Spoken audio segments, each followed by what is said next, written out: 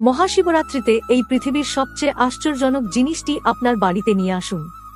এই শিবরাত্রিতে আপনি যদি এই একটি জিনিস আপনার বাড়িতে নিয়ে আসেন, তাহলে আপনি কোটিপতি হবেন। মহাদেবের আশীর্বাদে আপনার সমস্ত কাজ সফল হবে, নিশ্চিতভাবে কোনো বাধা থাকবে না।